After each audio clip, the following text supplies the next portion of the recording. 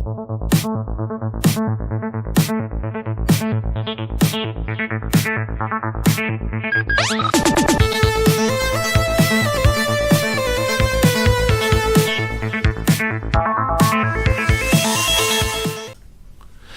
welcome to Rudy's Retro Intel. On today's show, we'll be looking at a computer called a Thomson M05. This Thomson M05 computer was quite popular back in the mid-80s, 1984, in France. And it was a donation from Peter from 8-Bits in the Basement. So let's peek inside and poke around. According to Wikipedia, the Thomson M05 was a computer that was released in France in June 1984. And it was competing against the ZX Spectrum and the Commodore 64. The price in today's currency is about $1,600, and it was the first computer released. The second one after was the Thomson T07 and T70, which had more capabilities. However, this Thomson M05 is quite cool and interesting. It's running a 6809E processor running at 1 megahertz, and had a total of 48K. 16K was for video, and 32K was available for the users. Found another interesting site which give the specs for the M05. It was in France. This one says March 1984 as opposed to June, so who knows which is right. It runs the Microsoft Basic 1.0 and it's using the AZRT keyboard as opposed to the QWERTY keyboard, which we'll see in a moment here. Running at 1 megahertz, and it's got 40 characters, 25 lines. The graphics is 320 by 200, and the colors are 16. So with that out of the way, let's take a look at the actual computer. Alright, here's the actual hardware we're talking about. And I just wanted to pull my rule out to see how wide it is. It's approximately 11.5 inches.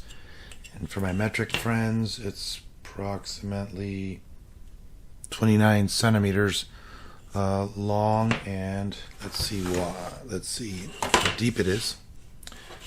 Again, we'll check the imperial. It's about 7.5 inches and almost 19 centimeters in depth. The height is 2 inches and about 5 centimeters, just maybe 5.5 centimeters. So it's not very big, but pretty cool computer. The interesting thing I liked about this machine is that it's got a port on the top where you can actually put in your cartridge. You can also put it on the back. Now on the back of the machine has a SCART video cable and a power cable. On the other side, this is quite interesting here. This has the tape port, but also has a light pen. Now, I thought it's pretty cool for back in the day having a light pen ability built into the computer, which I haven't seen before. So I think it's kind of neat. This one has it takes a power supply of 17 volts, made in France, and there's no serial number on here. Now, before we plug it in, I had to get a power supply, so it didn't come with it, which is fine. Now, the one I got is 17 volts at 1 amp. And what I did is I actually cut the cable, because the cable, the connector on it is center negative. So that means that you have to switch the wires around. Generally here in Canada and in the US, the power is the other way around, where it's center positive. So this is center negative, so I actually put a little sticker reminding me this is center negative. However, this power supply will be staying with this computer. And yeah, so that's that. The next piece I wanted to show, it came with it. Peter was nice enough to donate the M05 tape deck. It has a connector on the back. It's got a 1, 2, 3, 4, 5 pin. It's like a 5-pin DIN on here. It's got a counter for the tapes. You know on which area on your not your floppy disk on your tape your program is, and all the buttons. And this is quite nice. It's the Thomson branded M05. There's a power connector of 12 volts, which I do not have. I believe this is an earphone jack, and that's pretty much it. Yeah, here its power supply is a 12 volt power supply. So I'll rig up something in the future for this so we can test this out. Now, this computer is a European PAL computer, and it comes with a connector which is called a SCART. This one here is all rusty on the outside, but the inside pins are fine, so I'll have to clean that up.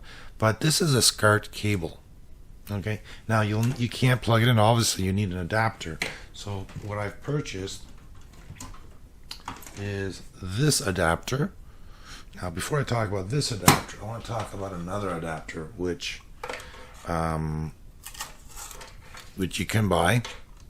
This tiny adapter is powered by USB and plugs into the HDMI connector. There's a SCART connection on this side. However, this brand is actually garbage. Do not buy this one here because you're just wasting your $15, $20, whatever it is. So save your money. I bought a little bit more expensive one. This was, I think, was just double the price. It's a nice metal case. It has the SCART cable connection. It's got the 5-volt power supply and the HDMI output. On this side, there is the power LED. You can also plug in another input of an HDMI. I'm not sure why we want to go HDMI to HDMI, but it's got an audio jack. You can do coax, and it's got buttons on here which are pretty cool. One is the SCART HD button. There's a 720p and a 1080p, and a PAL and NTSC button. So you just press what you need. So let's connect this up and check out the video.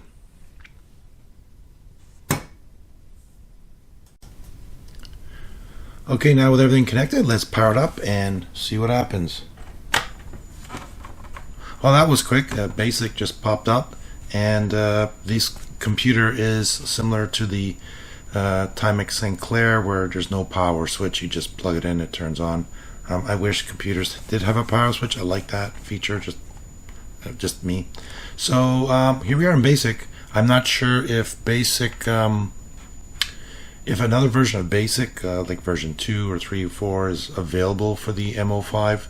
If you know, let me know. It'd be kind of cool to upgrade this. So let's look at the keyboard real quick.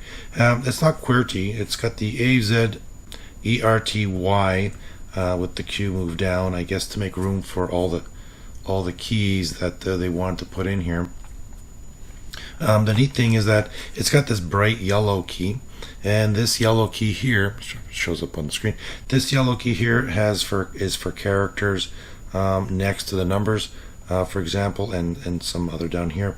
So for example, number 3 has the letter number 3 has I push the yellow key, it has the pound, and if I push the basic key, it has the word MID dollars. It's interesting how the basic key, there's a basic key for basically just about every command you can think of for programming in Basic. So let's do a little program here. Let's try that out, see if I can figure the keyboard. 10 print. Oops, off to a bad start. 10 print. Quote Rudy, oops, not Rusty. Rudy's, where's the apostrophe? There, apostrophe S, retro, Intel.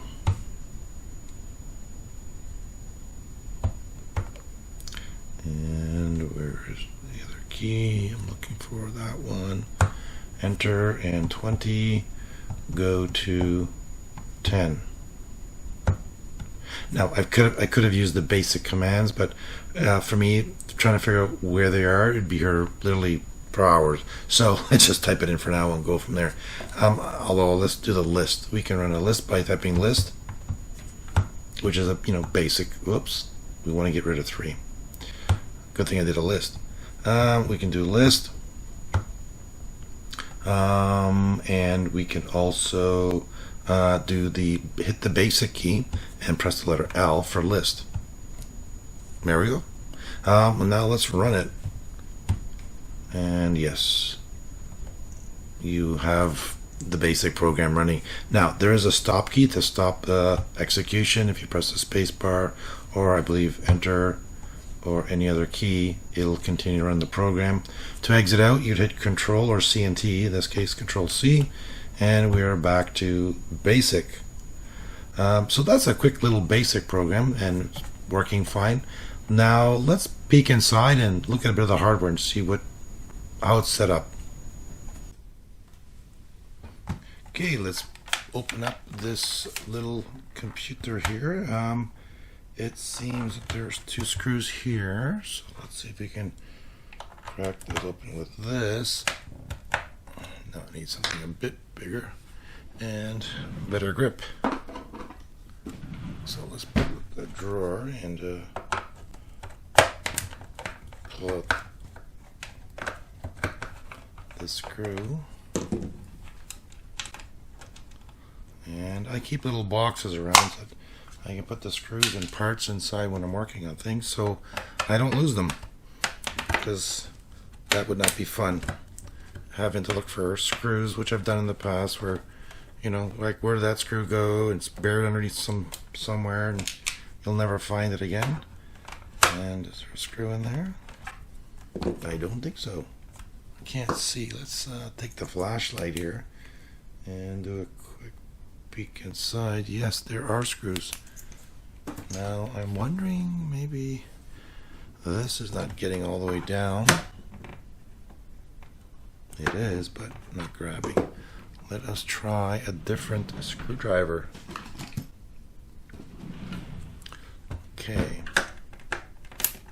There we go.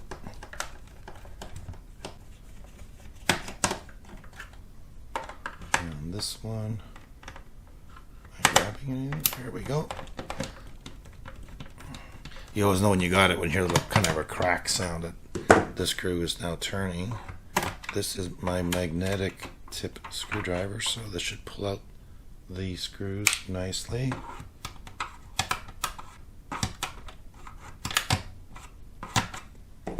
That one isn't still not loose. Doesn't want to come out. There we go.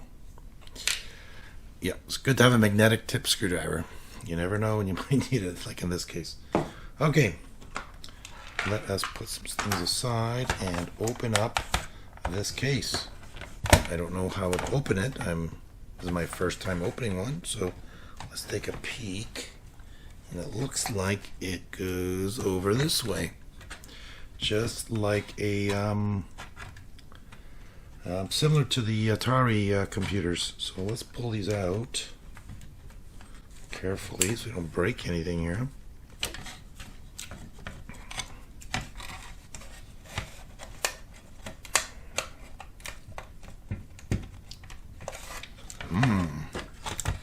Lots of fun stuff.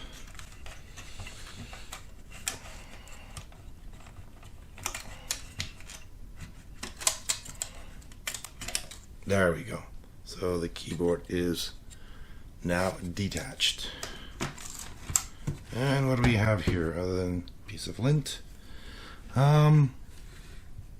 Very interesting. Let me change to my other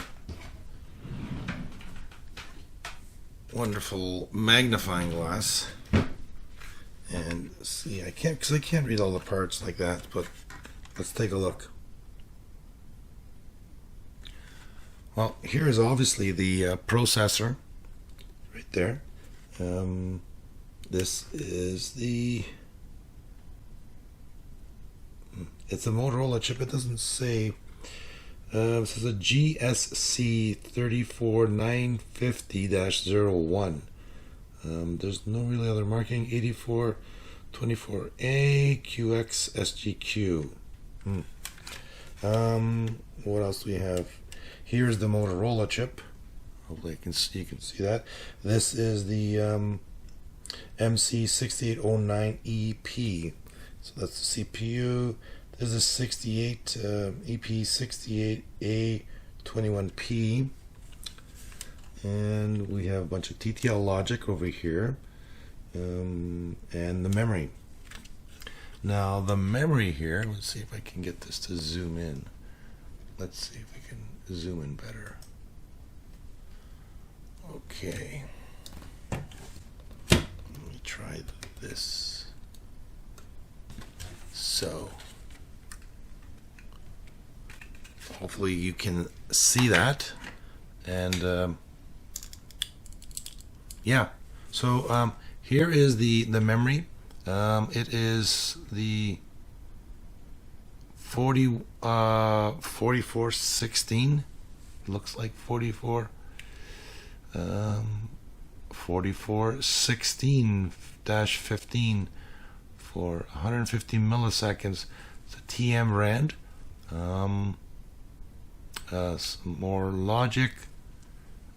Again, more TTL. 74 LS 245.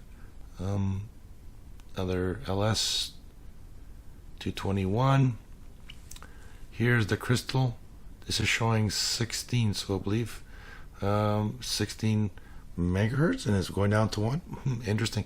I'm not sure. We'll have to take a look on the scope eventually with this. More TTL, more 74 LS TTL, and yes, some more. So here is the other chip here, which I'm not sure. I will look that up. What this chip is here. Here is the CPU. It's the Motorola MC09EP. This is probably the ROM, and HN613128P, and then a some kind of processing chip here of some kind. Might be video. I'm assuming it's video. And what else do we have? We have the little power supply here. We have the jacks for the tape and the light pen. They did a good job of gluing all the there's some capacitors, but there's some other components we'll have to take a look at. And yeah, that's basically it. It's pretty cool. The board is quite nice. It's a neat layout. Let's get that out of the way. Neat layout. I'm curious to find out about that middle chip. I bet you that's the processor for video or memory controller. I'm not sure, but I believe this is probably BIOS, or sorry, the ROM CPU, and this is probably some other controller for the outputs. For example, like the keyboard and the edge connector back here. And this is the reset switch, the video. This is for the SCART connector. Basically, it's very nice, very clean, very simple, like the layout. However, the only thing I do not like about it is that only the two chips are socketed. I wish the ROM was socketed and the memory was socketed, because now if you have to do troubleshooting and pull out some stuff, it's going to be more fun because you have to desolder. So hopefully I don't break it.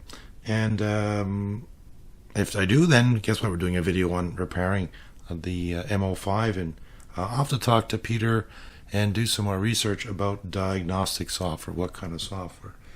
Peter has supplied me with another device here, which I believe is for the communication. Maybe it's for modem. I'll have to take a look with this. It could be a serial port adapter of some kind, and some other components which I haven't shown here to build an adapter card to plug in so we can run games and other programs on here. So stay tuned for that. I think we'll wrap it up here for now, and yeah, we'll look more into this more in future videos.